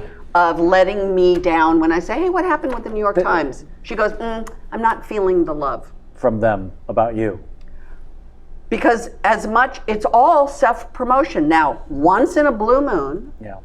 you have the kind of talent, and you keep saying no, at some point, the New York Times will call. Right. And there are very specific people who that happens to, and I respect them, and I think that's amazing Right. that they get that. And, you know, I'm not that person. But yeah, I know you shy away from me talking about the awards, but what about being called and being asked to be on the jury at the Cannes Film Festival? You know what? I spoke French. I spoke Really? French. That's why they wanted you there? Yeah. You believe that? I know it. You know what? I was a girl. This was also before the big shoo part of the Cannes Film Festival. It's changed. Before the shoo-shoo?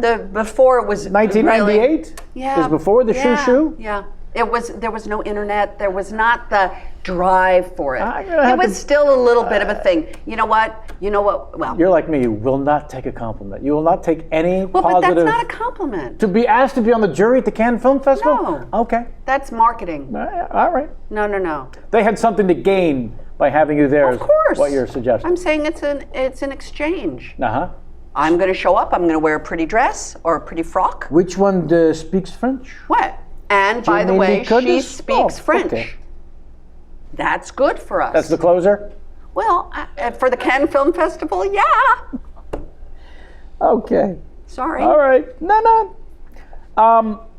Is it true you looked at a photograph God, in yeah. Rolling Stone magazine of Chris dressed in full Nigel regalia and said, I'm going to marry him? All right. Sorry, it's been in every fucking story since the beginning of time. Okay, well, So here it is. Okay. Ready? I'll do the speed. My son does speed running on video games. Here's the speed run. Ready? Okay, go. And go.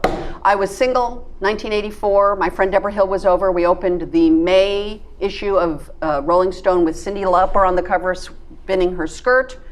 I opened the magazine. There was a picture of Chris not in his regalia, but in his button-down shirt with his arm on each side of, he was on the outside of Michael McKean and Harry. And then you flip the page, and there's the characters, yeah. all three characters. So it was the article about the movie. And I said out loud to Deborah Hill, who also was the Halloween co-writer, producer, and good friend, I said out loud, I'm going to marry him, the guy on the right. And she said, oh yeah, his name is Chris Guest. I tried to put him in a movie. He's with your agency. I was like, oh, he's cute. I'm going to marry him. And I called his agent the next day. Right. He picked up the phone and said, yes, I know all about a Chris Guest. Really? Deborah Hill called me. Here's my number. I thought the guy was cute. I'm single. I thought he was cute. Bah. Didn't call me, dated somebody else. Wasn't going to turn into a big romance. Took him to the airport, LAX, dropped him off, sent him on his way, went back to pick up Melanie Griffith and her then husband Steve Bauer, who I had met on a TV movie that Melanie and I were in called She Is in the Army Now, about women in the Army.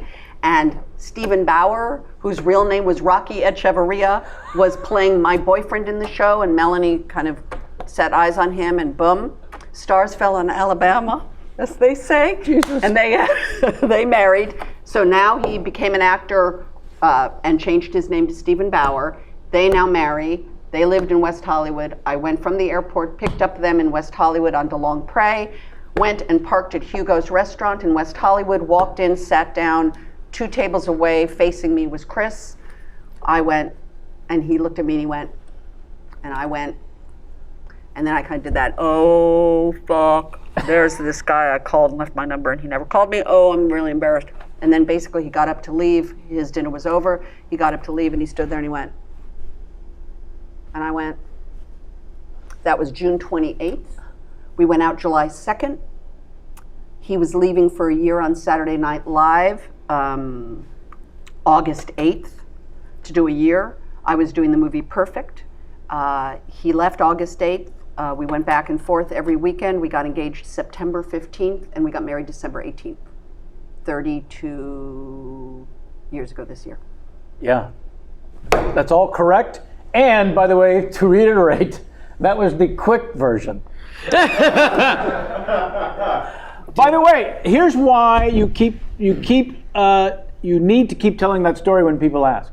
First of all, it's one of a kind. Second of all, I thought I knew everything about it, but didn't know that it was Chris as himself and in full regalia. Oh no, it was just him. In the magazine. It was just him. No, I'm saying in the magazine. I know, but it had nothing to do with Nigel. Nothing. You just saw his face. And that was it. There was a guy wearing a collared shirt, and you know what it was? This. Yeah. He was smirking. Yeah, he was. He wasn't smiling. Not comfortable smiling, to this day. Not comfortable getting his picture taken, No. definitely. Married a photographer. Boy, that's fun. Please don't stop telling that story. Well, I can't stop telling it. Because people keep asking it, but it's spectacular. Answer this one as briefly as you'd like. As briefly as you'd like, or go into detail, honestly, because this one you've been annoyed with, I'm sure. But any particular moment in time that you can share regarding, wait for it, your title as Baroness Hayden Guest of sailing in the county of Essex. My husband's father, Peter, inherited the title Lord Hayden Guest from his brother. When Peter died, my husband, Chris, inherited the title. And that made me, by marriage, Lady Hayden Guest. Now, as you know, I am known really by people who really don't know me as being someone, I was either in the horror movies or I was dancing around in my underwear or in a leotard. So not a baroness. I was known for a more provocative, even a Fish Called Wanda, I'm playing quite a few men at the same time. Like a xylophone. And I understood that would be tabloid fodder. Sure. And so all I cared about was that when we went to the state opening of Parliament and I had to wear a tiara and wear a gown, that I not draw the attention away from my husband, who is a serious guy, as you know, an actual thinker, an intellectual, an environmentalist. And felt a great responsibility, I'm sure, to this new And title. he felt a responsibility to the job. The fact that the hereditary peers were kicked out of the House of Lords basically the next year by Tony Blair, which we understood was the correct thing to do, I still wanted to make sure that I didn't disparage the House of Lords. Although I will tell the story because it is true, and my mother-in-law brought it up the other day. Excellent. And my husband, if he was here, would sit here with very little expression on his face. But you know what? I'm his wife and he loves me. We went to the state opening of Parliament, which is, Chris wore the robes. It was a beautiful day. We had luncheon at the House of Lords. I'm with my mother-in-law and my daughter. And we are walking down, and the guys in all of the, Waves. These are the guards in the red coats. I mean, it's very, and we're walking down to where the Piers entrance is. And am I going to say this? Oh. And I say to the guy at the bottom of the stairs, excuse me, is there a gift shop? Now, Kevin's take, you can only imagine my husband's, which was smaller than yours.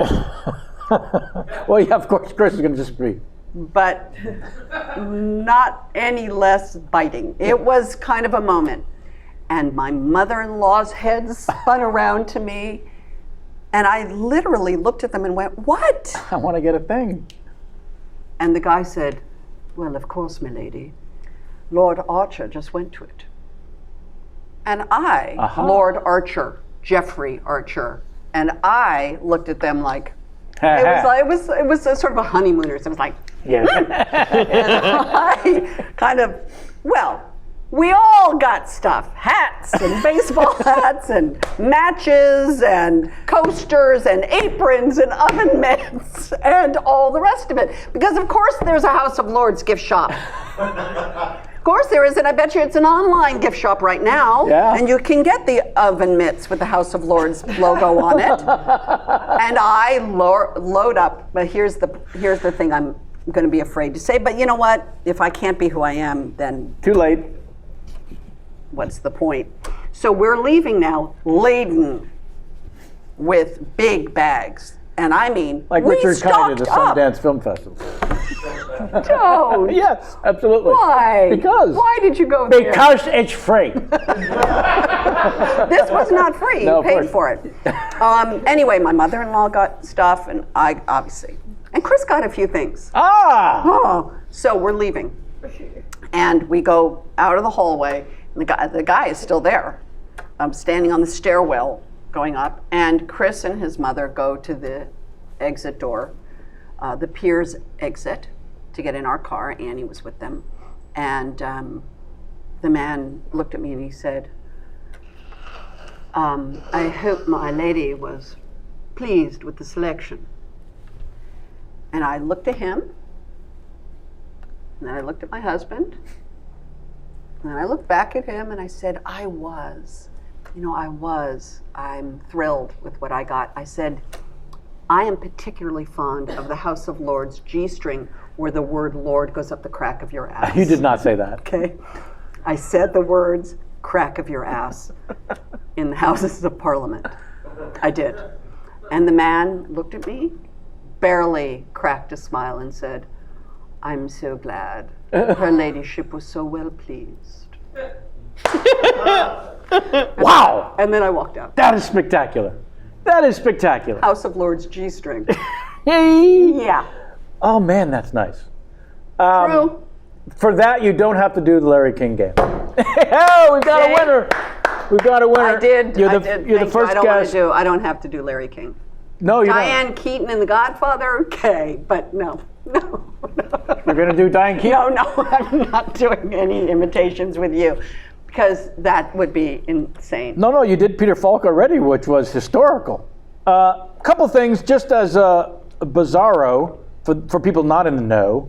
Godmother to Jake Gyllenhaal, watching him grow up. Let me just be honest. No, is this just crap that's not true? First of all, we're Jews. So Jews don't really have godparents. Yeah. It was more that I was very close friends, still am, sure. with Stephen and Naomi and their children, Maggie and Jake. And of course, I knew both of them from when they were very young. So I was sort of anti-Jamie. And I was just going to ask, watching someone like that grow up, both of them, please. They're extraordinary people. Extraordinary, right? Yeah. Extraordinary. And they've navigated a lot. Yeah. And Maggie and Peter have been married for a long time. They have these beautiful little girls. And there's a U.S. patent number 4,753,647. Somebody did their research. Which you ultimately refused to let the product be marketed until. You know what? Ultimately, I invented a diaper called Diaper and Wipe. I'll say. Diapers and wipers in one, where the diapers are built, the wipers are built into the diaper because little pouch. We had a little child, and we had one of those moments where You've got your hand on the squirming, naked, poop-covered baby, and the wipes are over there, and literally, it's a Lucy episode. It's you're putting your foot on the baby, and there's that moment where you go, 1, 2, 3. Oh, look, there's Madonna, and then you grab the thing, and then you because the baby's going to look at Madonna. Well, really? Exactly. But there's that thing, and in that moment, at 18 months, I went, how has no one thought of this How before? come no one has thought about putting those inside there? And I built a prototype, and I filed for and got a patent. Yes, you did. And David Russell is already working on the screenplay.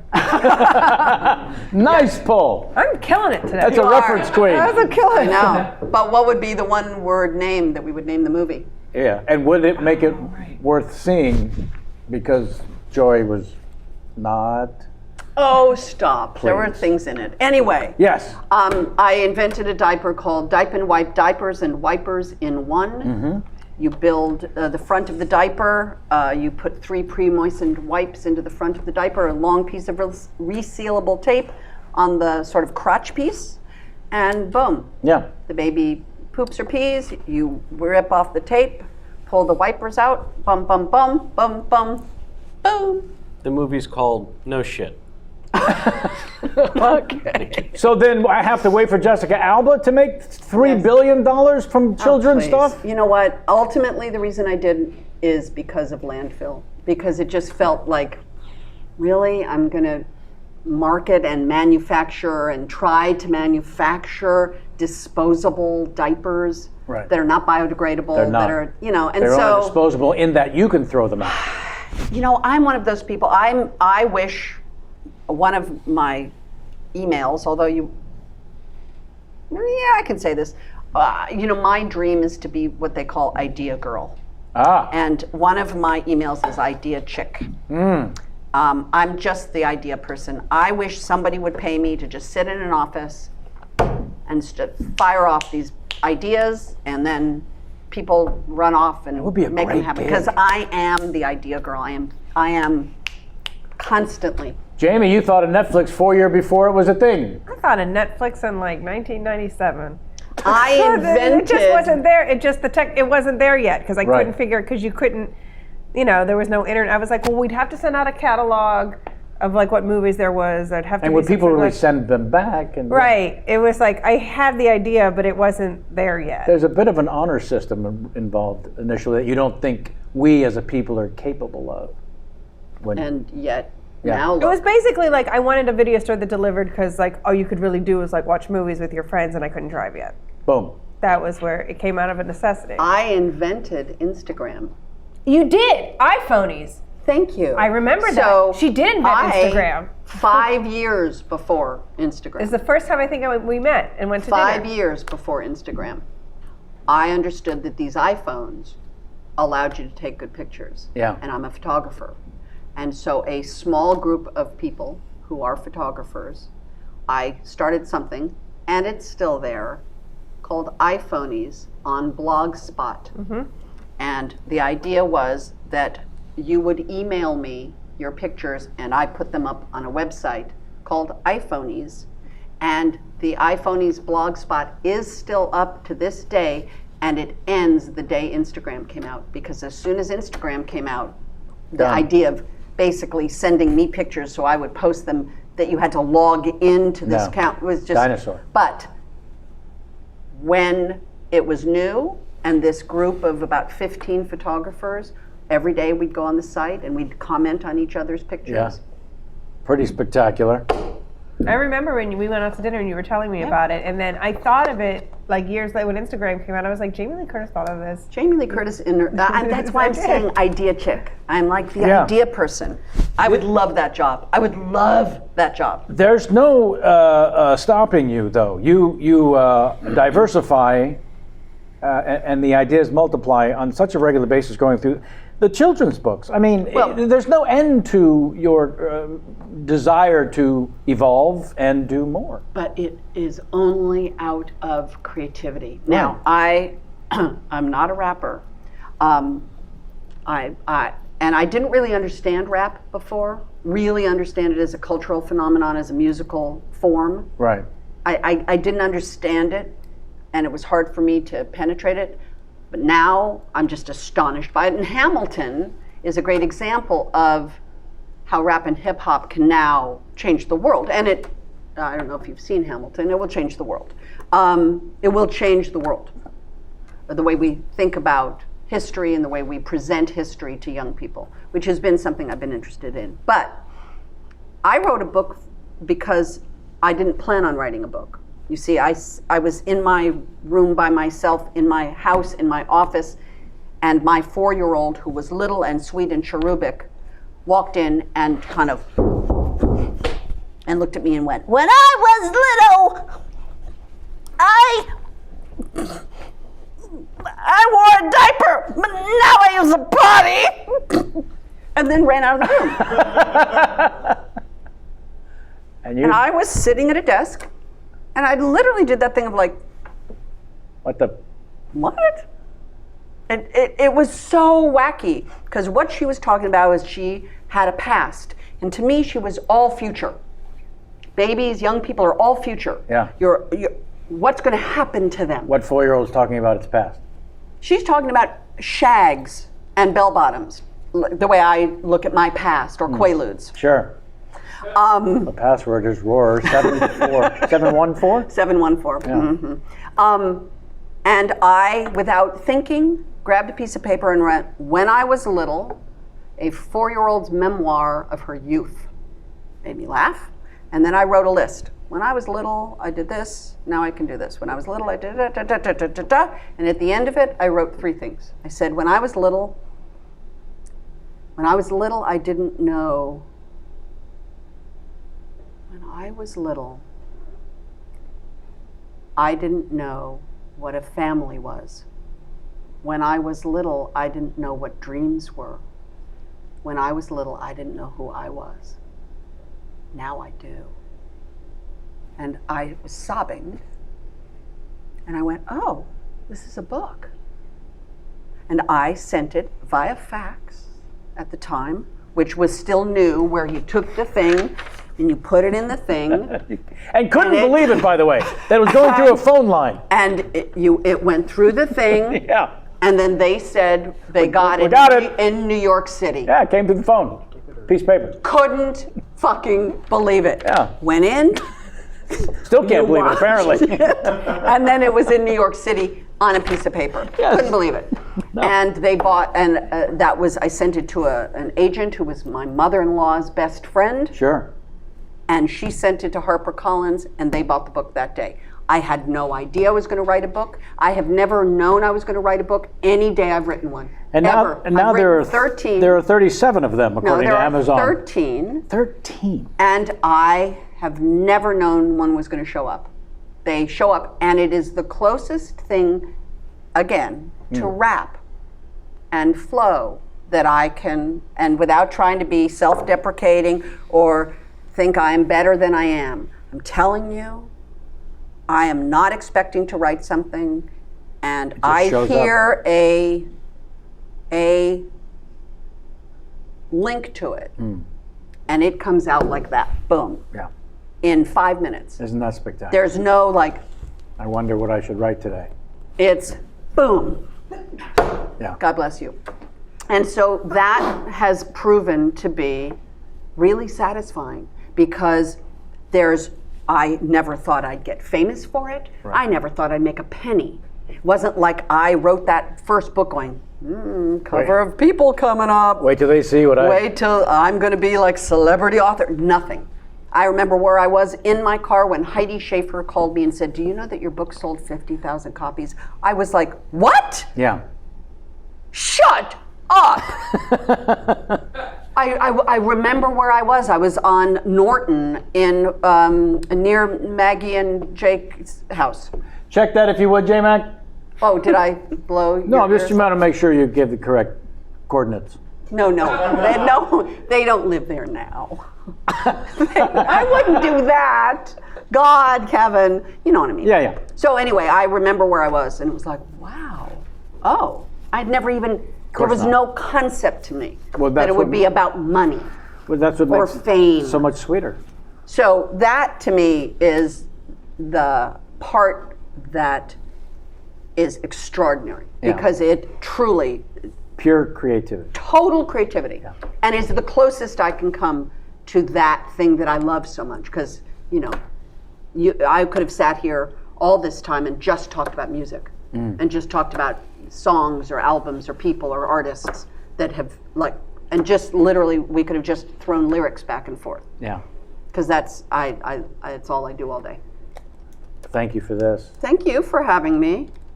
That was a little all over the place, I think. That's success to us. One last I'm sorry. We never got to the Doug Benson. That's all right. We're not going to have time. I'm going to be selfish and ask a question I'm curious about. Please, Sammy. That the two of you would sit at this table for a near 2 hours and not talk for even 30 seconds. What it was like to work together? About a little movie called House Arrest, wherein you played husband and wife. Who were getting divorced and whose children locked them in the basement. Right.